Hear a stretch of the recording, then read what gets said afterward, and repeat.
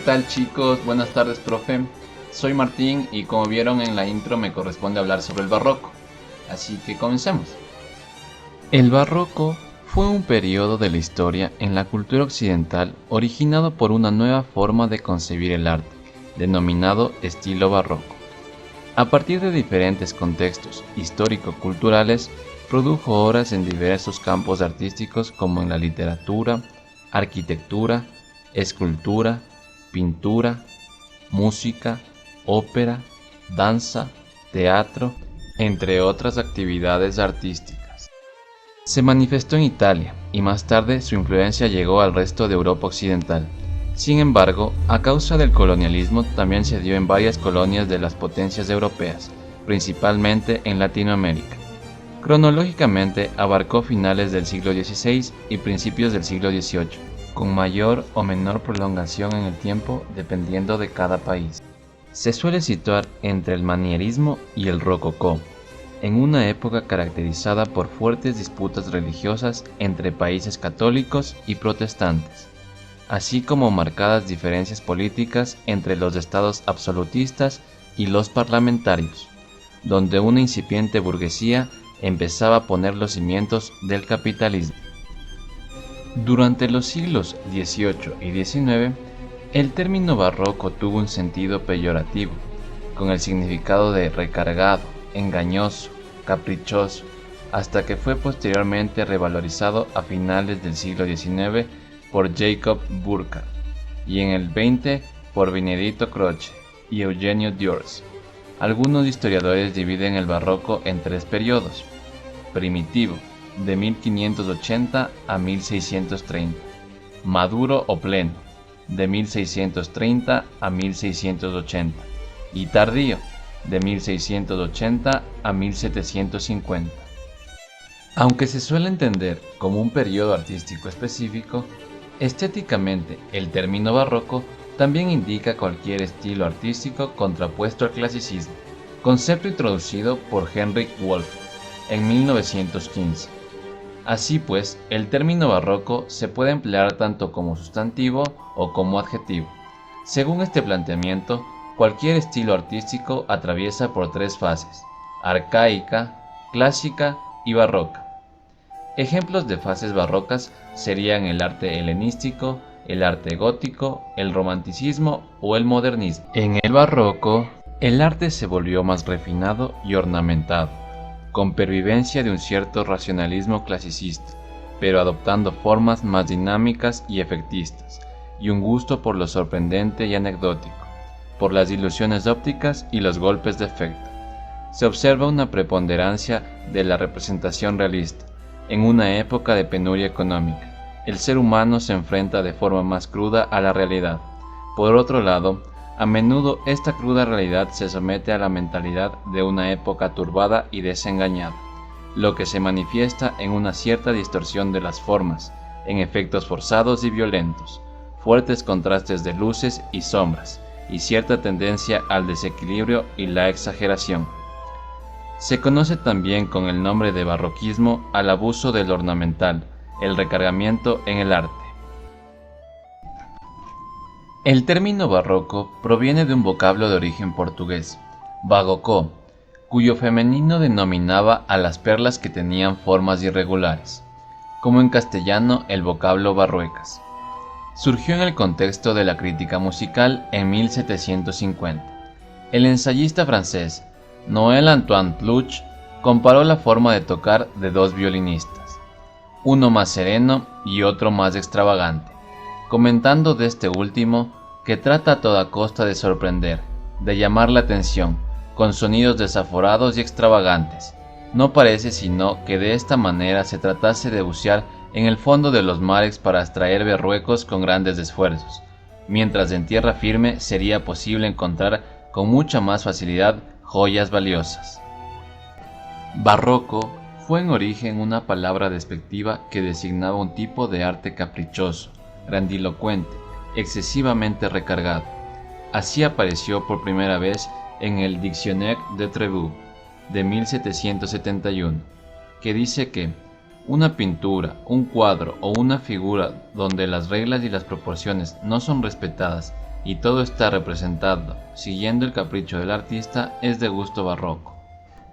Francesco Milizia, en su Diccionario delle Belle Arti del Diseño de 1797, dice que barroco es el superlativo de bizarro, el exceso del ridículo. Antoine Chrysostome Quetremec de Quincy, en su Diccionario de Arquitectura de 1792, define lo barroco como un matiz de lo extravagante. Sin embargo, la historiografía del arte tendió posteriormente a revalorizar el concepto de lo barroco y a valorarlo por sus cualidades intrínsecas, al tiempo que empezó a tratar el barroco como un periodo específico de la historia de la cultura occidental. El primero en rechazar la acepción negativa del barroco fue Jacob Burckhardt, afirmando que la arquitectura barroca habla el mismo lenguaje del Renacimiento, pero en un dialecto degenerado. Contexto histórico-cultural. El siglo XVII fue por lo general una época de depresión económica, consecuencia de la prolongada expansión del siglo anterior, causada principalmente por la conquista de América. Las malas cosechas conllevaron el aumento del precio del trigo y demás productos básicos, con las subsiguientes hambrunas. El comercio se estancó, especialmente en el área mediterránea, y solo floreció en Inglaterra y Países Bajos, gracias al comercio con Oriente y la creación de grandes compañías comerciales, que sentaron las bases del capitalismo y el auge de la burguesía. La mala situación económica se agravó con las plagas de peste que asolaron Europa a mediados del siglo XVII, que afectaron especialmente a la zona mediterránea. Otro factor que generó miseria y pobreza fueron las guerras, provocadas en su mayoría por el enfrentamiento entre católicos y protestantes, como es el caso de la Guerra de los 30 Años, que se desarrolló desde 1618 hasta 1648. Todos estos factores provocaron un grave empobrecimiento en la población. En muchos países, el número de pobres y mendigos llegó a alcanzar la cuarta parte de la población. Por otro lado, el poder hegemónico en Europa basculó de la España imperial a la Francia absolutista, que tras la paz de Westfalia en 1648 y la paz de los Pirineos en 1659, se consolidó como el más poderoso estado del continente, prácticamente indiscutido hasta la ascensión de Inglaterra en el siglo XVIII. Así, la Francia de los Luises y la Roma papal fueron los principales núcleos de la cultura barroca, como centros de poder político y religioso, respectivamente, y centros difusores del absolutismo y el contrarreformismo. España, aunque en decadencia política y económica, tuvo sin embargo un esplendoroso periodo cultural, el llamado Siglo de Oro, que, aunque marcado por su aspecto religioso, de incontrovertible proselitismo contrarreformista, tuvo un acentuado componente popular, y llevó tanto a la literatura como a las artes plásticas a cotas de elevada calidad. En el resto de países donde llegó la cultura barroca, como Inglaterra, Alemania y Países Bajos, su implantación fue irregular y con distintos sellos peculiarizados por sus distintivas características nacionales. El barroco se forjó en Italia, principalmente en la sede pontificia, Roma, donde el arte fue utilizado como medio propagandístico para la difusión de la doctrina contrarreformista. La Reforma protestante sumió a la Iglesia católica en una profunda crisis durante la primera mitad del siglo XVI, que evidenció tanto la corrupción en numerosos estratos eclesiásticos como la necesidad de una renovación del mensaje y la obra católica, así como de un mayor acercamiento a los fieles. La Iglesia fue el mayor comité artístico de la época y utilizó el arte como caballo de batalla de la propaganda religiosa, al ser un medio de carácter popular fácilmente accesible e inteligible. El arte fue utilizado como un vehículo de expresión ad maiorem, y papas como Sixto V, Clemente VIII, Paulo V, Gregorio XV, Urbano VIII, Inocencio X y Alejandro VII se convirtieron en grandes mecenas y propiciaron grandes mejoras y construcciones en la ciudad.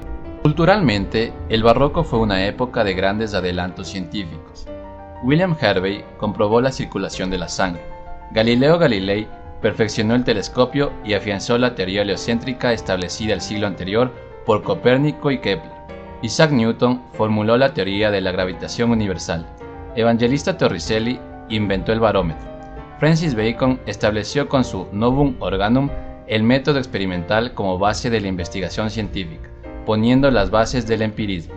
Por su parte, René Descartes llevó la filosofía hacia el racionalismo, con su famoso pienso, luego existo. Debido a las nuevas teorías heliocéntricas y a la consecuente pérdida del sentimiento antropocéntrico propio del hombre renacentista, el hombre del barroco perdió la fe en el orden y la razón, en la armonía y la proporción. La naturaleza no reglamentada ni ordenada, sino libre y voluble, misteriosa e inabarcable, pasó a ser una fuente directa de inspiración más conveniente a la mentalidad barroca, perdiendo la fe en la verdad. Todo pasa a ser aparente e ilusorio, ya no hay nada revelado, por lo que todo debe investigarse y experimentarse. Así, mientras la ciencia se circunscribía a la búsqueda de la verdad, el arte se encaminaba a la expresión de lo imaginario, del ansia de infinito que anhelaba el hombre barroco. De ahí el gusto por los defectos ópticos y los juegos ilusorios, por las construcciones efímeras y el valor de lo transitorio, o el gusto por lo sugestivo y seductor en poesía, por lo maravilloso, sensual y evocador, por los defectos lingüísticos y sintácticos, por la fuerza de la imagen y el poder de la retórica, revitalizados por la reivindicación de autores como Aristóteles o Cicerón. La cultura barroca era, en definición de José Antonio Maraval, dirigida, es decir, enfocada en la comunicación masiva, de carácter popular y conservadora, para mantener el orden establecido. Cualquier medio de expresión artístico debía ser principalmente didáctico y seductor, debía llegar fácilmente al público y debía entusiasmarle, hacerle comulgar con el mensaje que transmitía, un mensaje puesto al servicio de las instancias del poder, político o religioso, que era el que sufragaban los costes de producción de las obras artísticas, ya que Iglesia y aristocracia, también la incipiente burguesía, eran las principales comitentes de artistas y escritores. Si la Iglesia quería transmitir su mensaje contrarreformista, las monarquías absolutas vieron en el arte una forma de magnificar su imagen y mostrar su poder, a través de obras monumentales y pomposas que transmitían una imagen de grandeza y ayudaban a consolidar el poder centralista del monarca, reafirmando su autoridad. Por ello, y pese a la crisis económica, el arte floreció gracias sobre todo al mecenazgo eclesiástico y aristocrático. Las cortes de los estados monárquicos, especialmente los absolutistas, favorecieron el arte como una forma de plasmar la magnificencia de sus reinos, un instrumento propagandístico que daba fe de la grandiosidad del monarca. Un ejemplo paradigmático es la construcción de Versalles por Luis XIV, el auge del coleccionismo, que conllevaba la circulación de artistas y obras de arte por todo el continente europeo, condujo al alza del mercado artístico. Algunos de los principales coleccionistas de arte de la época fueron monarcas, como el emperador Rodolfo II, Carlos I de Inglaterra, Felipe IV de España o la reina Cristina de Suecia. Floreció notablemente el mercado artístico, centrado principalmente en el ámbito neerlandés, Amberes y Ámsterdam, y alemán, Nuremberg y Habsburgo. También proliferaron las academias de arte, siguiendo la estela de las surgidas en Italia en el siglo XVI, como instituciones encargadas de preservar el arte como fenómeno cultural, de reglamentar su estudio y su conservación, y de promocionarlo mediante exposiciones y concursos. Las principales academias surgidas en el siglo XVII fueron la Académie Royale d'Art, fundada en París en 1648, y la Academia der Künste, fundada en Berlín en 1696. El estilo barroco. El barroco fue un estilo heredero del escepticismo manierista, que se vio reflejado en un sentimiento de fatalidad y dramatismo entre los autores de la época. El arte se volvió más artificial, más recargado, decorativo, ornamentado. Destacó el uso ilusionista de los efectos ópticos. La belleza buscó nuevas vías de expresión y cobró relevancia lo asombroso y los defectos sorprendentes. Según Wolfing, el barroco se define principalmente por oposición al Renacimiento. Frente a la visión lineal renacentista, la visión barroca es pictórica. Así, el barroco es el estilo del punto de vista pictórico con perspectiva y profundidad, que somete la multiplicidad de sus elementos a una idea central, con una visión sin límites y una relativa oscuridad que evita los detalles y los perfiles agudos, siendo al mismo tiempo un estilo que, en lugar de revelar su arte, lo esconde.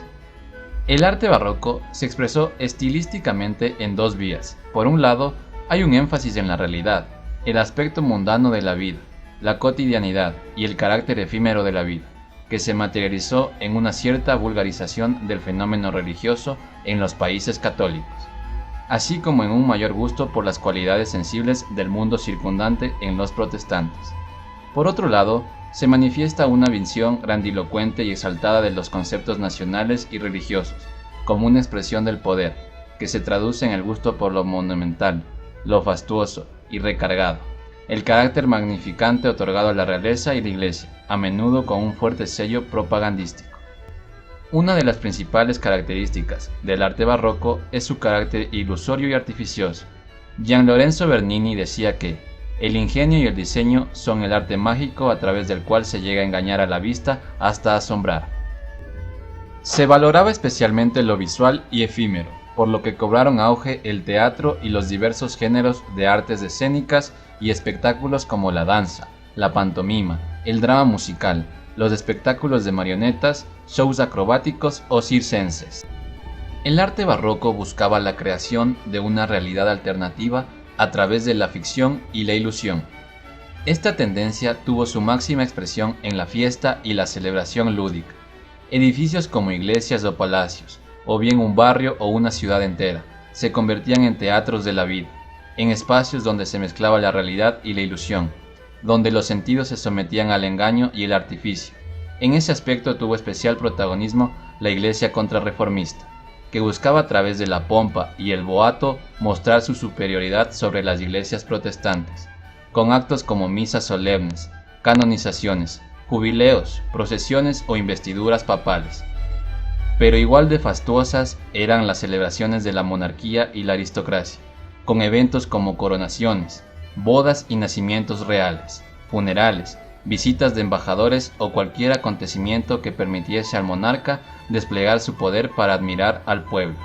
Las fiestas barrocas suponían una conjugación de todas las artes, desde la arquitectura y las artes plásticas hasta la poesía, la música, la danza, el teatro, la pirotecnia, arreglos florales, juegos de agua, entre otros elementos que aumentaban el asombro del público. Arquitectos como Bernini o Pietro da Cortona o Alonso Cano y Sebastián Herrera Barnuevo en España aportaron su talento a tales eventos, diseñando estructuras, coreografías, iluminaciones y demás elementos que a menudo les servían como campo de pruebas para futuras realizaciones más serias. Así, el baldaquino para la canonización de Santa Isabel de Portugal sirvió a Bernini para su futuro diseño del baldaquino de San Pedro, y el Teatro Sacro de los Jesuitas de Carlo Rainaldi fue una maqueta de la iglesia de Santa María in Campitelli. Estilos del barroco. Cabe destacar que el barroco es un concepto heterogéneo que no presentó una unidad estilística ni geográfica, ni cronológicamente, sino que en su seno se encuentran diversas tendencias estilísticas, principalmente en el terreno de la pintura.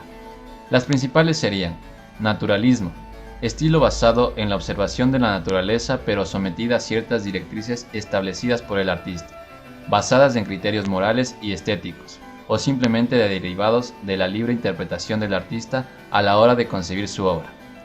El realismo, tendencia surgida de la estricta imitación de la naturaleza, ni interpretada ni edulcorada, sino representada minuciosamente hasta en sus más pequeños detalles. El clasicismo, corriente centrada en la idealización y perfección de la naturaleza, evocadora de elevados sentimientos y profundas reflexiones, con la aspiración de reflejar la belleza en toda su plenitud. Los géneros del barroco. Entre los géneros desarrollados profusamente en el barroco destacan la pintura de género, que toma sus modelos de la realidad circundante, de la vida diaria, de temas campesinos o urbanos, de pobres y mendigos, comerciantes y artesanos, o de fiestas y ambientes folclóricos. El paisaje, que eleva a categoría independiente la representación de la naturaleza, que hasta entonces solo servía de telón de fondo de las escenas con personajes históricos o religiosos. El retrato, que centra su representación en la figura humana, generalmente con un componente realista aunque a veces no exento de idealización. El bodegón, o naturaleza muerta, que consiste en la representación de objetos inanimados, ya sean piezas de ajuar doméstico, flores, frutas u otros alimentos, muebles, instrumentos musicales, entre otros. Y la vanitas, un tipo de bodegón que alude a lo efímero de la existencia humana, simbolizado generalmente por la presencia de calaveras o esqueletos, o bien velas o relojes de arena. La arquitectura barroca asumió unas formas más dinámicas, con una exuberante decoración y un sentido escenográfico de las formas y los volúmenes. Cobró relevancia la modulación del espacio, con preferencia por las curvas cóncavas y convexas, poniendo especial atención en los juegos ópticos y el punto de vista del espectador. También cobró una gran importancia el urbanismo, debido a los monumentales programas desarrollados por reyes y papas, con un concepto integrador de la arquitectura y el paisaje que buscaba la recreación de un continuum espacial, de la expansión de las formas hacia el infinito, como una expresión de unos elevados ideales, sean políticos o religiosos. La escultura barroca adquirió el mismo carácter dinámico, sinuoso, expresivo y ornamental de la arquitectura, con la que llegará a una perfecta simbiosis sobre todo en edificios religiosos, destacando el movimiento y la expresión. La pintura barroca tuvo un marcado acento diferenciador geográfico, ya que su desarrollo se produjo por países, en diversas escuelas nacionales, cada una con su sello distintivo. Sin embargo, se percibe una influencia común proveniente nuevamente de Italia. La música barroca a menudo tenía una textura homofónica, donde la parte superior desarrollaba la melodía sobre una base de bajos con importantes intervenciones armónicas. Entre los muchos compositores barrocos destacan los italianos Claudio Monteverdi y Antonio Vivaldi, los franceses Jean-Baptiste Lully y Jean-Philippe, los alemanes Henry Sulch y Johann Sebastian Bach, y los ingleses Henry Purcell y George Friedrich Handel. Escuela quiteña. La escuela quiteña es la denominación que se le ha dado a un conjunto de manifestaciones artísticas. Dicho movimiento se desarrolló en la Real Audiencia de Quito, específicamente en la época colonial. La fama de este movimiento llegó incluso a Europa, hasta se dice que monarcas como el rey Carlos III llegó a expresar lo siguiente: no me preocupa que Italia tenga a Miguel Ángel, en mis colonias de América yo tengo a Caspicara. En el año 1552, el obispo Francisco Morales funda el primer centro de educación formal, San Juan Evangelista. Por un periodo de 6 años, este colegio se dedicó a la enseñanza práctica, donde además de leer y escribir, se podían aprender otras actividades como sembrar semillas, usar el arado y hornear ladrillos. Toda esta enseñanza era gratuita. A este colegio le sucede el Colegio de San Andrés en el año 1565. Esta escuela de artes y oficios contó con 2 profesores excelentes, Jodó Corrique y Pedro Goseal. Ambos transformaron de manera profunda esta institución que en sus inicios fue muy básica, y lograron convertirla en un lugar donde se inició la formación de los primeros artistas indígenas y mestizos de la escuela quiteña. Este centro se erigió como un pilar de la expresión cultural y el resultado de un dilatado proceso de transculturación entre lo aborigen y lo europeo. A modo general, representa una de las manifestaciones más ricas del mestizaje, al igual que del sincretismo. La escuela quiteña tuvo su época de mayor esplendor entre los siglos XVII y XVIII, donde llegó a dotarse de un gran prestigio ante el resto de las colonias americanas, incluso en la metrópolis española. Asimismo, a este centro se le consideró una importante fuente de producción y representó una de las actividades más importantes desde el ámbito económico en la Real Audiencia de Quito. Las obras de esta escuela se caracterizan por tener una combinación y adaptación de rasgos de europeos e indigenistas, donde se llegan a reflejar todos los estilos imperantes en cada época, renacentista y manierista.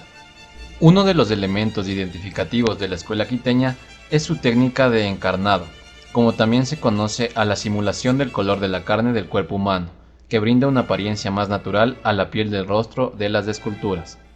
En la escuela quiteña se descubrieron nuevos pigmentos. Ejemplo de ello es que los ocres oscuros se conseguían a partir de huesos de animales. Los ocres vermellones eran obtenidos del ataco y el achiote, mientras que los colores más fuertes se obtenían de insectos como la cochinilla. Otro de los elementos representativos de esta escuela es el movimiento de los cuerpos, en las esculturas principalmente. además de la aplicación primero de pan de oro o de plata y posteriormente una pintura aguda que le brinda al brillo metálico una apariencia especial. En las obras artísticas emanadas de esta escuela se puede apreciar la quiteñización de los personajes, donde muchos poseen rasgos mestizos y atuendos locales.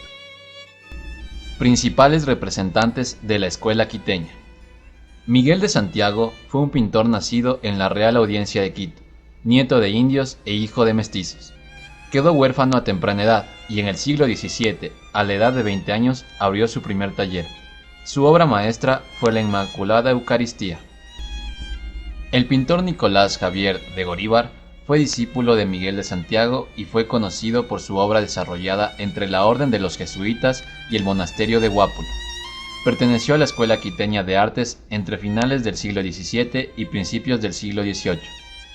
Posterior al terremoto de 1660 en Quito, la iglesia de la compañía había quedado destrozada, y una vez que logró ser reconstruida, los jesuitas le encargaron a Goríbar una serie de 16 cuadros cuyo tema central fue los profetas de la Biblia. Estos cuadros fueron colocados en los pilares de la nave central del templo. La colección de pinturas es conocida como Los Profetas. Bernardo de Legarda fue un escultor, pintor, tallador y platero ecuatoriano que vivió en el siglo XVIII. A pesar de haber pertenecido a una familia mestiza de bajas posibilidades económicas, pudo ingresar a la escuela quiteña, a consecuencia de los grandes esfuerzos realizados por su padre. Posteriormente, tras el abandono de su esposa, se concentró en su trabajo en un taller que poseía cercano a la iglesia de San Francisco. La obra más conocida de este artista quiteño es la llamada Virgen de Quito, en el año 1734, que representa una advocación a la Virgen Inmaculada, cuyo trabajo fue encargado por los padres franciscanos para su templo.